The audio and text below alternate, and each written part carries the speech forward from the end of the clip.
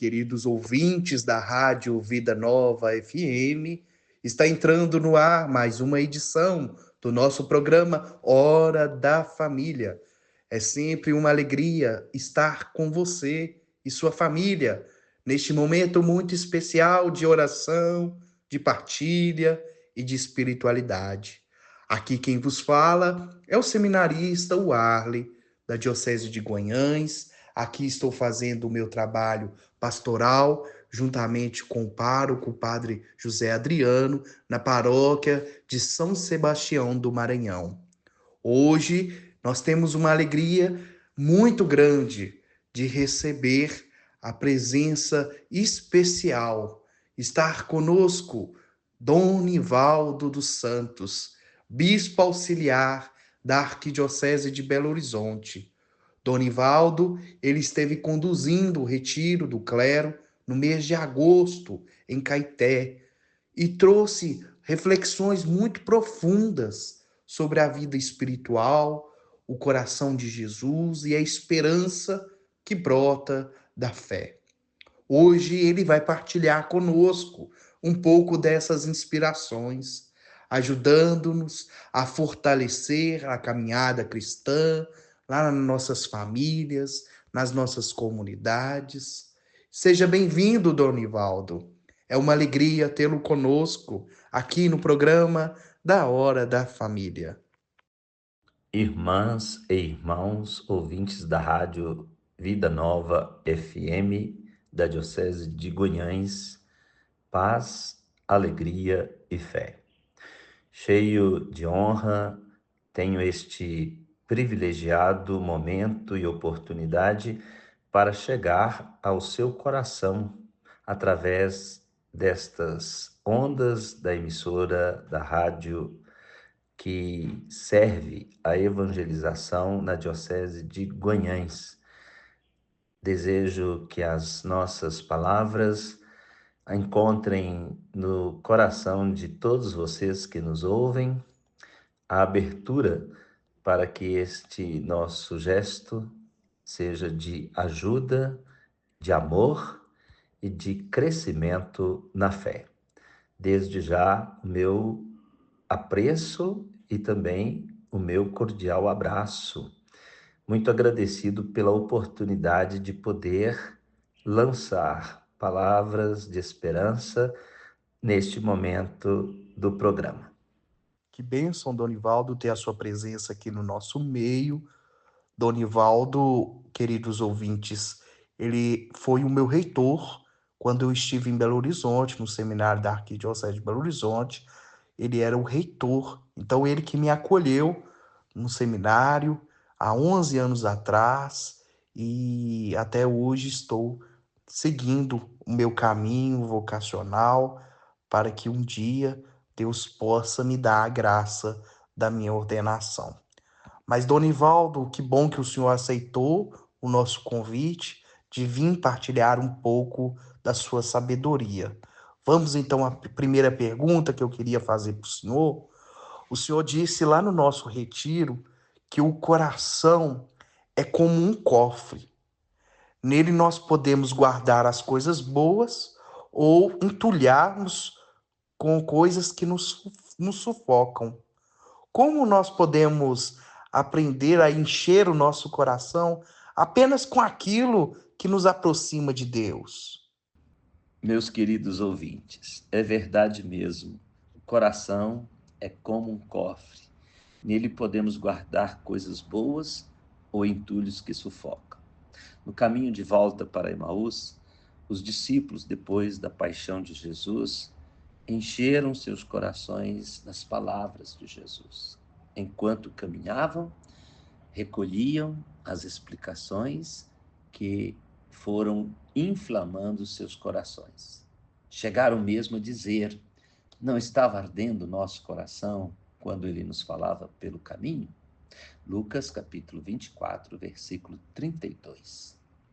Assim, nós recolhemos e colocamos dentro do nosso coração conteúdos que depois são verificados e reconhecemos que no coração lugar da sinceridade, não se pode enganar e nem dissimular.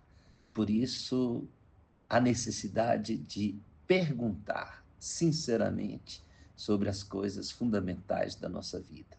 Nós temos que nos perguntar permanentemente sobre a nossa vida, a partir do nosso coração. Perguntas decisivas que conduzem o nosso coração a uma aproximação da verdade. Perguntas do tipo: quem realmente sou? O que procuro? Que sentido quero dar à minha vida?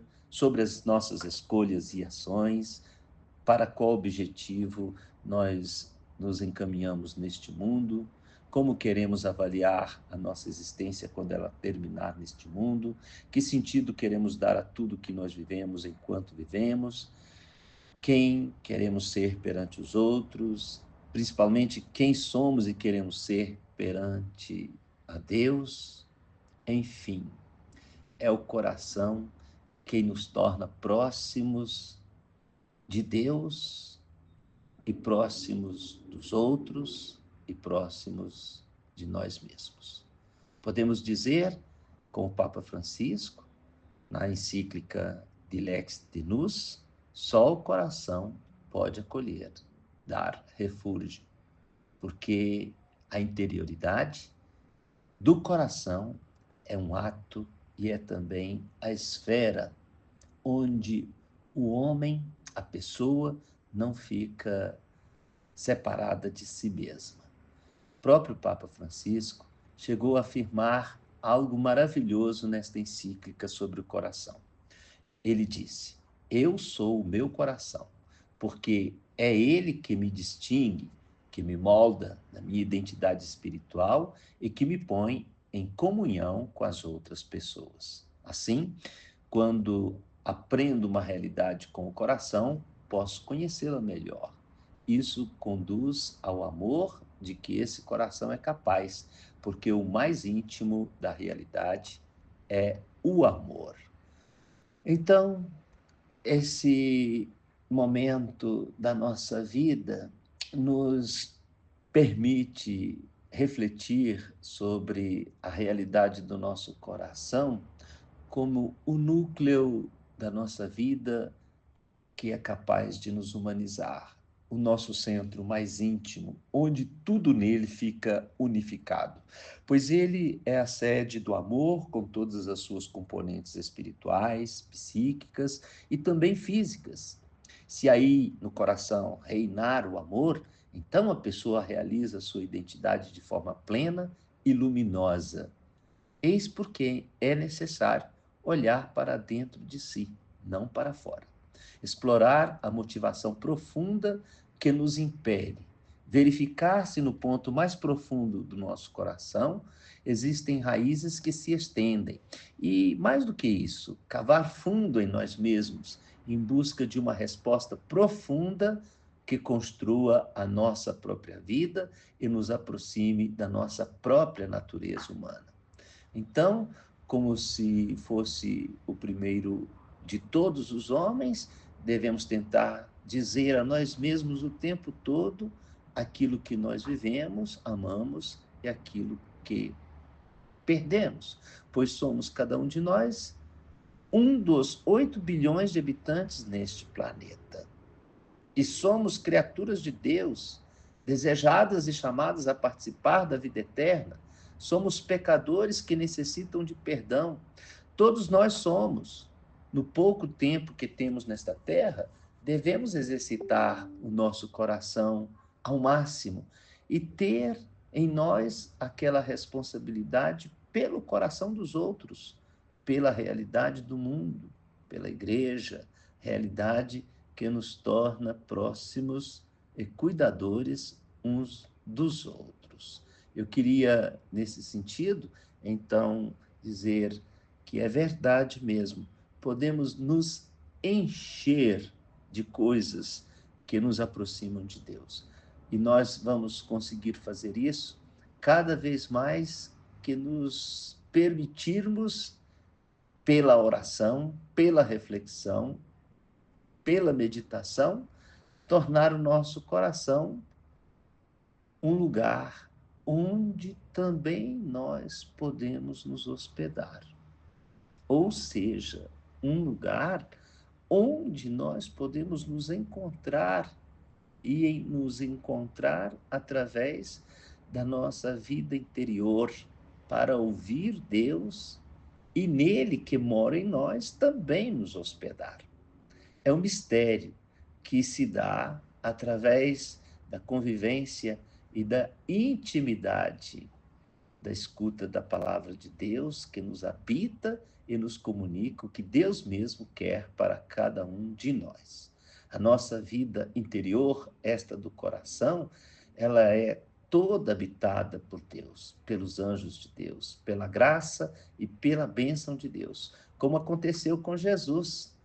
Ele, no íntimo do seu coração, cultivava de forma zelosa a palavra de Deus. E por isso buscava o tempo todo ouvir Deus e refletir sobre o santo mistério do coração do Pai. Nós também temos esta oportunidade, enquanto peregrinos, de nos retirar em nós mesmos para escutar Deus, nos preencher do Espírito Santo de Deus e, interpelados pela palavra de Deus, nos tornar aquecidos, assim, ardentes de amor por Deus e por tudo aquilo que é projeto de Deus, ou seja, a salvação nossa e do mundo inteiro.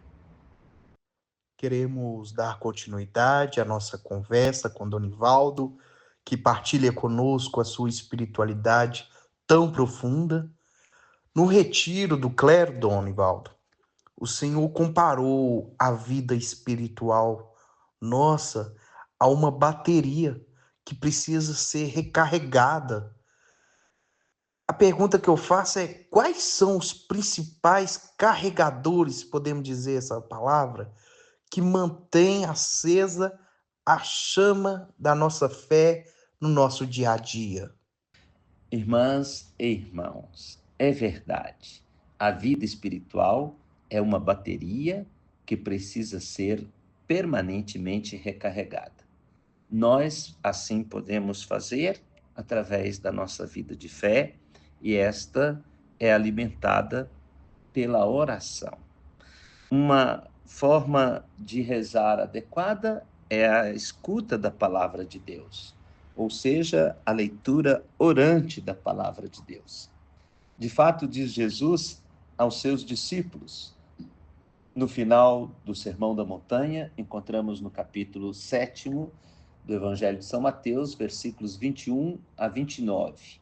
Jesus denomina como seus verdadeiros discípulos, portanto, verdadeiras pessoas de vida espiritual, os que ouvem as suas palavras e as põem em prática. E depois diz: pois o coração deste povo se tornou insensível, de má vontade ouviram com os seus ouvidos e fecharam seus olhos. Se assim não fosse, poderiam ver com os olhos, ouvir com os ouvidos, entender com o coração e converter-se, e eu os poderia curar. Em nós habita o amor de Deus que foi derramado em nossos corações. Portanto, em nós, a fé é um dom que pode crescer, mas a esperança que está em nós, esta sim é Cristo mesmo, ainda que às vezes quase desaparece, como foi o caso daqueles discípulos de Emaús que voltavam para casa depois da crucificação. De repente, revisitaram o íntimo de seu ser e constataram: não estava ardendo o nosso coração quando ele nos falava pelo caminho? Ou seja, nossa vida espiritual não estava sendo recarregada? Então, é preciso que nós nos permitamos aproximar a nossa vida do coração de Deus. Como diz o livro do Apocalipse, ele vem ao nosso encontro. Apocalipse 3, capítulo terceiro, aliás, versículo 20, encontramos esta afirmação: eis que estou à porta e bato. Qual porta? Talvez pudéssemos imaginar aquela porta do templo de Jerusalém chamada Formosa. Contudo, a porta da qual precisamos realmente imaginar é a porta do templo de Deus, que é o nosso coração. Ela também é chamada de Formosa. É nesta porta que o Senhor bate hoje, pois esta é a porta cheia de esperança, desafiada a se abrir a Cristo, a amizade com Cristo, esperança da glória que está em cada um de nós, conforme o hino paulino, Colossenses capítulo 1, versículo 27. Pois a esperança não decepciona, uma vez que o amor de Deus derramado em nossos corações nos habita poderosamente. Na verdade, nós estamos o tempo todo esperando. Mas de que se trata esta esperança? Trata-se de uma esperança não esperada, mas uma esperança esperante, exercício de uma força de propulsão em frente, como um impulso interior, uma extensão da alma, uma expansão para o futuro. Trata-se de uma migração amorosa do espírito para aquilo que se espera, pois este esperar com todo o ser não é aguardar, mas buscar. Aqui nós podemos nos recarregar, ou seja, recarregar a nossa bateria espiritual, pois quem fica só aguardando fica parado. Vai para frente quem busca, quem caminha, quem explora. A esperança, portanto, é o motor, o propulsor da vida espiritual, da bateria espiritual recarregada. A esperança é esperante. Mais do que esperar por alguma coisa, na verdade, nós esperamos por alguém. Temos sede de alguém. Como nos faz rezar o Salmo 130. Do fundo do meu ser, eu clamo a ti, Senhor. Eu espero em ti. Minha vida espera, aguarda pela sua palavra. Minha vida espera pelo Senhor, como sentinelas anseiam pela aurora.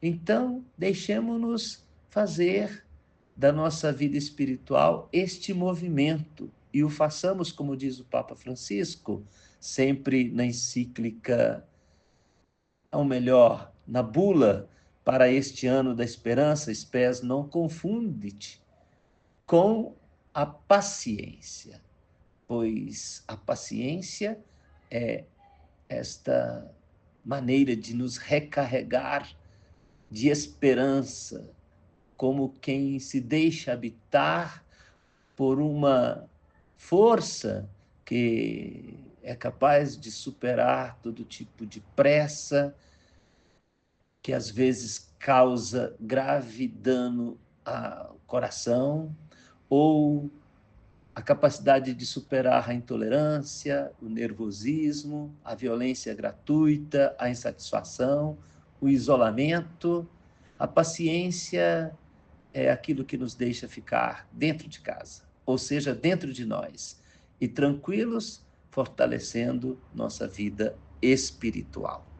Donivaldo, durante o retiro do clero que nós tivemos em Caeté, o Senhor refletiu sobre o jubileu da esperança que nós estamos tendo, né?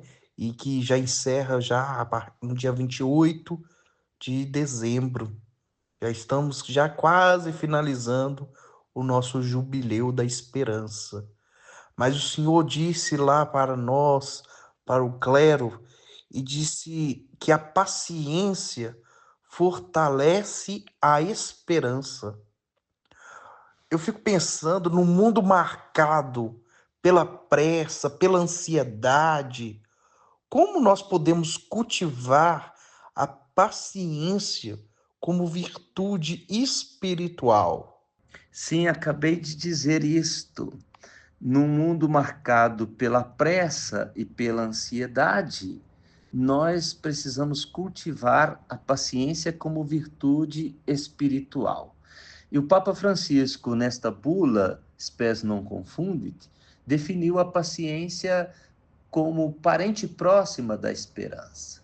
Ele diz que nós nos habituamos a querer tudo e agora, num mundo onde a pressa se tornou uma constante. Diz ele, já não há tempo para nos encontrarmos e, com frequência, as próprias famílias sentem dificuldade para se reunir e falar calmamente. Por isso, ele insiste, a paciência foi posta em fuga pela pressa, causando malefícios absurdos à vida espiritual das pessoas. Além disso, ele diz ainda, na era da internet, onde o espaço e o tempo são suplantados pelo aqui e agora, a paciência deixou de ser familiar.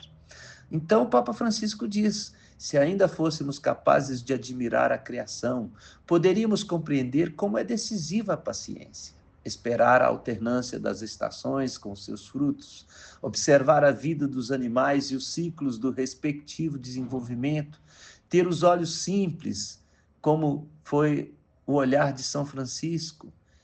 É este o caminho para redescobrir a paciência que faz bem a nós próprios e às outras pessoas.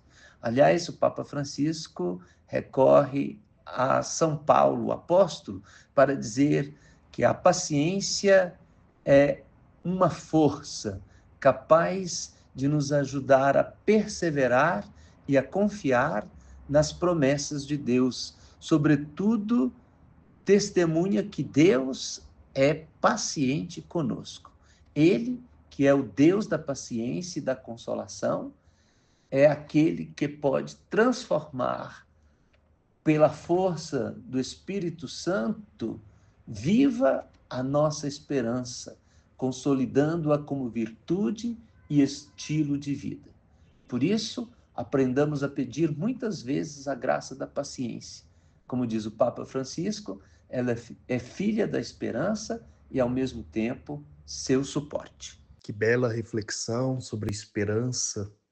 Vem no meu coração que agora até a gente poderia escutar agora a canção, o hino do Jubileu da Esperança, para firmar mesmo no nosso coração esse hino, para que nós não percamos mesmo a esperança que precisamos. Escutemos. E para encerrar, a minha última pergunta é a partir da liturgia desse final de semana que nós estamos celebrando a festa de Cristo Rei do Universo. Estamos chegando ao fim desse ano litúrgico para no próximo final de semana já iniciarmos um novo ano na igreja, um novo ano litúrgico com o advento. Então, Donivaldo, queremos recordar o Evangelho de São Lucas, quando o bom ladrão diz a Jesus assim: lembra-te de mim quando entrares no teu reino. E recebe como resposta de Jesus assim: hoje estarás comigo no paraíso. Que belo. Olha, o que essa cena tão forte nos ensina sobre a misericórdia de Deus e sobre a esperança, sobretudo nos momentos mais difíceis da nossa vida, Dom. O acontecimento central da nossa vida espiritual cristã é a cruz de Jesus e a sua morte e ressurreição. Na cruz, Cristo manifesta a sua singular realeza. No Calvário, confrontam-se duas atitudes opostas. Algumas personagens aos pés da cruz e também um dos dois ladrões dirigem-se com desprezo ao crucificado. Se tu és o Cristo, o Rei Messias, dizem eles. Salva-te a ti mesmo e desce da cruz. Ao contrário, Jesus revela a própria glória permanecendo ali, na cruz, como cordeiro imolado. Com ele declara-se imediatamente o outro ladrão, que implicitamente confessa a realeza do justo inocente e implora: recorda-te de mim quando estiveres no teu reino. Versículo 42 do capítulo 23 do Evangelho de São Lucas. São Cirilo de Alexandria comenta: vê-lo crucificado e chamá-lo rei. Crês que aquele que suporta escárnio e sofrimento chegará à glória divina. Segundo o evangelista João, a glória divina já está presente mesmo se escondida pelo desfiguramento da cruz. Mas também na linguagem de Lucas, o futuro é antecipado para o presente, quando Jesus promete ao bom ladrão: hoje estarás comigo no paraíso. Versículo 43 deste mesmo capítulo 23 do Evangelho de Lucas.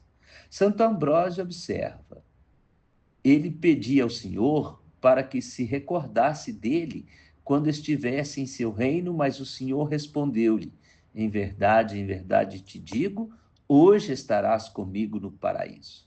A vida é estar com Cristo, porque onde está Cristo, ali está o reino. A acusação: este é o rei dos judeus, escrita numa tábua pregada no alto da cruz, torna-se assim a proclamação da verdade. Ainda observa Santo Ambrósio: justamente a inscrição está no cimo da cruz, porque mesmo estando o Senhor Jesus na cruz, contudo resplandecia do alto da cruz com uma majestade real. O cenário da crucificação constitui o momento da verdade, no qual se rasga o véu do templo e aparece o Santo dos Santos. Em Jesus crucificado, acontece a máxima revelação de Deus possível neste mundo, porque Deus é amor e a morte na cruz de Jesus é o maior ato de amor de toda a história. Pois bem, daqui deste lugar de contemplação da crucificação, quero então deixar esta mensagem importante para vocês, queridos irmãos e irmãs, ouvintes que nos escutam neste dia de celebração da festa de Cristo Rei. Esta cena tão forte, ela é proposta para esta festa para nos ensinar que a misericórdia de Deus anima, alimenta e fortalece a nossa esperança nos momentos mais difíceis da nossa vida. Queremos agradecer de coração, Donivaldo, pela sua presença tão especial aqui no nosso programa Hora da Família. Suas palavras nos ajudaram a olhar para dentro do nosso coração, a fortalecer a nossa esperança, a renovar a nossa confiança no amor de Deus. Obrigado, Donivaldo, por partilhar conosco. Que riqueza! Foi verdadeiramente uma riqueza espiritual que o Senhor viveu no Retiro do Clero em Caeté e por trazer tanta luz na vida das nossas famílias que aqui estão escutando. E a você, queridos ouvintes, que nos acompanhou nessa edição. Lembramos que a fé se fortalece na oração, na palavra de Deus e nos gestos de amor que nós fazemos no nosso dia a dia. Que possamos sempre recarregar a nossa bateria espiritual e caminhar com paciência e esperança, confiando no coração misericordioso de Jesus. Donivaldo, pedimos que o Senhor deixe a sua mensagem final e a sua bênção para todos nós, ouvintes, e suas famílias, suas comunidades que reza conosco. Muito obrigado, querido Arley. Também aproveito para agradecer a meu querido irmão Dom Otacílio, que é o bispo diocesano da Diocese de Guanhães. Renovo o meu agradecimento a todos os padres. Ainda tenho guardado no meu coração aquele momento precioso que foi a experiência do retiro espiritual que fizemos no mês de agosto. E, para terminar, eu gostaria de cumprimentar a vocês todos, meus irmãos e minhas irmãs, ouvintes, que fazem parte desta amada Diocese de Guanhães, uma igreja feita de comunidades vocacionais. Eu estou falando assim porque agora eu desejo deixar também um convite para o nosso próximo ano. Nós vamos celebrar no próximo ano de 2026 o 5º Congresso Vocacional do Brasil, que tem como tema exatamente esta expressão de igreja: comunidades vocacionais, encontro, testemunho e missão.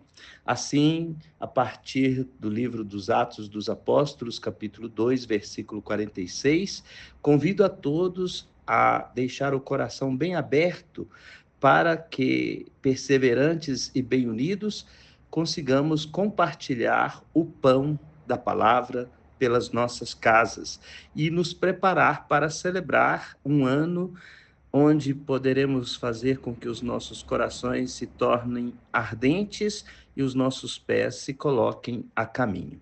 Eu me despeço de todos vocês na oportunidade desta palavra aqui através da rádio, pedindo que Deus abençoe a todos, as suas famílias e as suas comunidades, em nome do Pai, do Filho e do Espírito Santo. Amém. Forte abraço a todos.